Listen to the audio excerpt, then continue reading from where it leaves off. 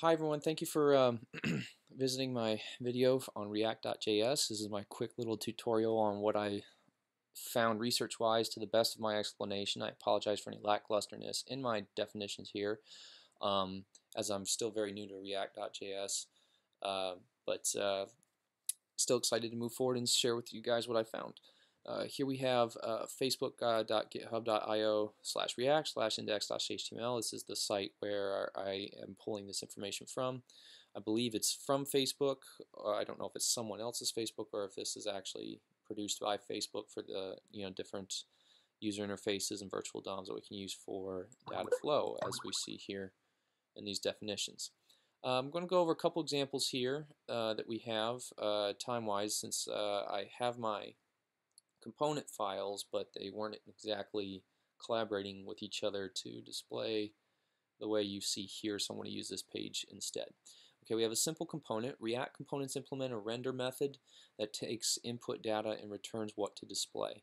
This example uses an XML-like syntax called JSX. Input data that is passed into the component can be accessed via render via this props. Okay, so we have the JSX editor here, we have the compiled JavaScript here, but here we have the variable hello message, the react.create class, and then we have the render method here, which we pull out through this function and return through the div with hello, and here's the this.props, which we pull from the name, and of course that name we pull here is John, and of course that could be any other names that we want to put through, giving us hello John. Okay, a stateful component. In addition to taking input data accessed via this props, a component can maintain internal state data accessed via this state, this.state. When a component's state data changes, the rendered markup will be updated by reinvoking render. Okay, so here we have the variable, the timer, the React class, get initial state. Okay, all right, and we have this set state. Okay, which we have up here returning the time elapsed, in this case 0, but we tick it at 1 second or +1 and set the interval down here to, I think, what is this, 1000 milliseconds or something like that, or 1 second. Okay, and then we can clear it down here with the this.interval, and then render, we reinvoke it to show whether it's been cleared or not, and the seconds elapsed with, here's the this.state with the seconds elapsed, and of course down here we have the timer, which is what we have displaying here with the seconds elapsed, and at this point in time 255 seconds and counting. Okay, application. Using props and state, we can put together a small to-do application. This example uses state to track the current list of items as well as the text that the user has entered. Although event handlers appear to be rendered in line, they will be collected and implemented using event delegation. Okay, again we have a to-do list, homework,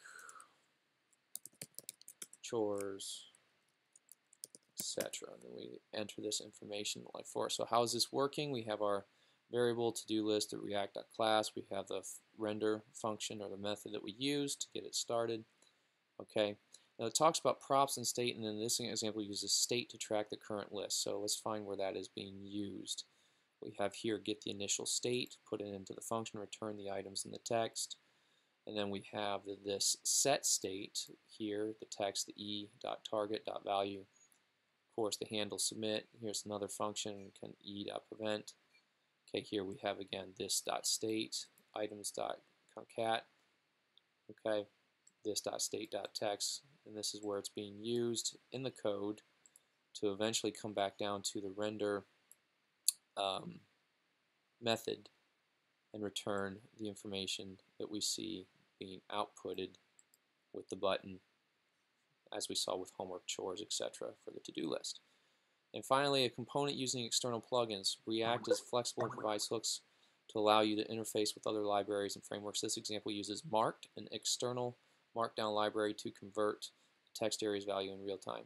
Okay, here we have the variable for the markdown editor, and where it talks about using marked, I believe, let's see, raw markup, here's the function for that.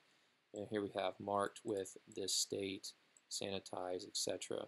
And then we have we call it back out with the render method, and we bring forward the information with this code here in this HTML as well as JavaScript. So we can get to a point where we have our input to be viewed on the output.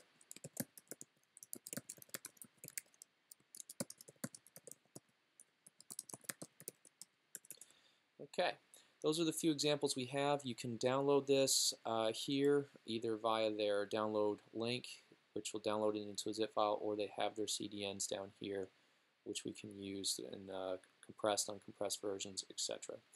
I hope you guys enjoyed this video. If you have any questions, please let me know, and hope you have a blessed one, and good luck moving forward. Thanks.